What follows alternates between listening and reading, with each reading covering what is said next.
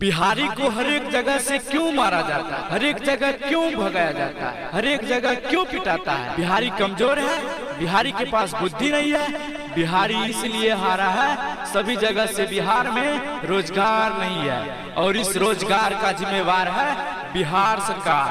तो आइए सुनाते हैं कुछ दर्द भरा गीत। आप लोग ढेर सारा प्यार आशीर्वाद दीजिए और इस गीत को शेयर करिए। DJ Dhanuraj, DJ Dhanuraj, recording by Apna platform recording studio.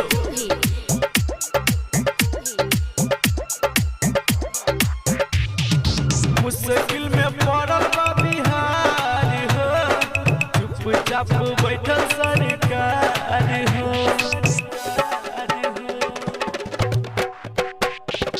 मुश्किल में पड़ल बा बिहार हो, चुपचाप बैठल सरकार हो।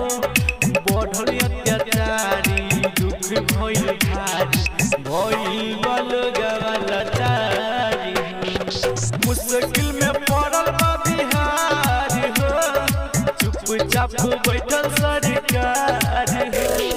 डीजे धनुराज, डीजे धनुराज, कुंभी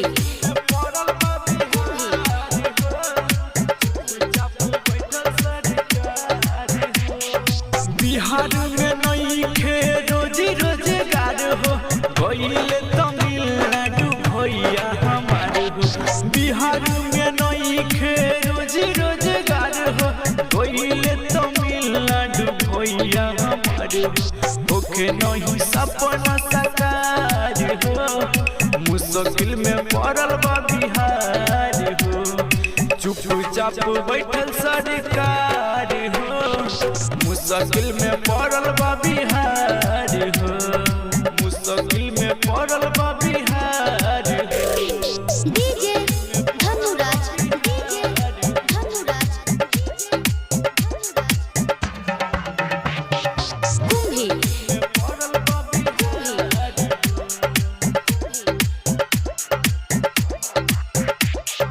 भोला भाला दिलावा पे मारल जाता, टीवी न्यूज में समाचार छपाता। भोला भाला लोगवा के मारल जाता, टीवी न्यूज में समाचार छपाता। मिथुन यादव के बुरा हाल हो, मिथुन यादव के बुरा हाल हो। मुश्किल में पड़ल बा बिहार हो, चुपचाप बैठल सरकार हो। मुश्किल में पड़ल बा बिहार हो, मुश्किल में पड़ल बा बिहार हो।